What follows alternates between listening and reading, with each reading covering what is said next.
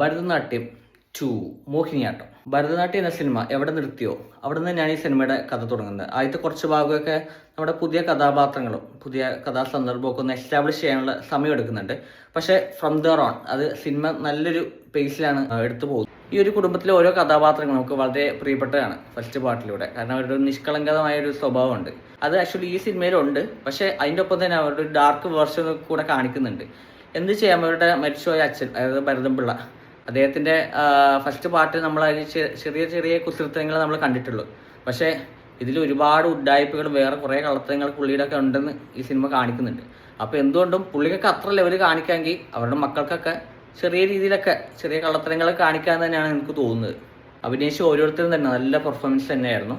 കാരണം ആ കുടുംബത്തിൽ ഇപ്പോൾ സൈജു കുറുപ്പാണെങ്കിലും കലാരഞ്ജിനി ആണെങ്കിലും നന്ദു പൊതുവാൾ, അതുപോലെ നമ്മുടെ ഇരട്ടപ്പയ്യന്മാർ, ആ കുടുംബത്തിലെ മറ്റ് അംഗങ്ങൾ ഒക്കെ തന്നെ, അതുപോലെ പുതിയ കഥാപാത്രങ്ങളായിട്ട് വന്ന നമ്മുടെ സുരാജും വെഞ്ഞാറുമൂട്, ബേബി ജീൻ, അതുപോലെ ജഗദീഷ്, ഈവൻ ലാസ്റ്റ് വന്ന് വിനയ് ഫോർട്ട് അടക്കം. വിനയ് ഫോർട്ടൊക്കെ നമ്മൾ തുടങ്ങിയപ്പോൾ ആൾ വന്ന സ്പോട്ടിൽ ഒരു ചെറിയൊരു കല്ലുകടി തോന്നിയേക്കാം. കാരണം ഒരു കുറച്ച് ഓവർ ആയിട്ട് തോന്നിയെങ്കിലും അവിടെ നിന്ന് പയ്യൻ പിടിച്ച്.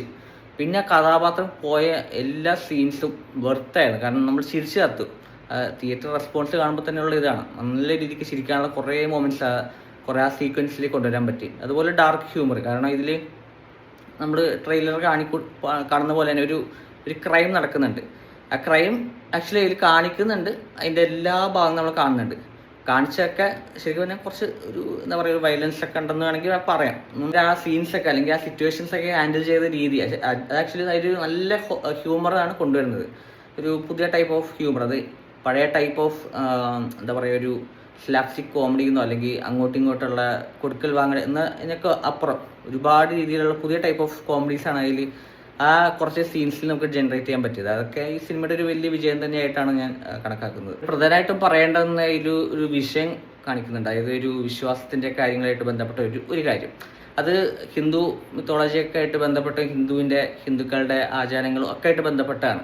അത് ആക്ച്വലി സ്വീകരിക്കണോ വേണ്ടോ അത് നമ്മുടെ ഒരു ചോയ്സ് പോലെയാണ്. കാരണം അതിൽ പല പല അഭിപ്രായങ്ങളൊക്കെ വന്നേക്കാം.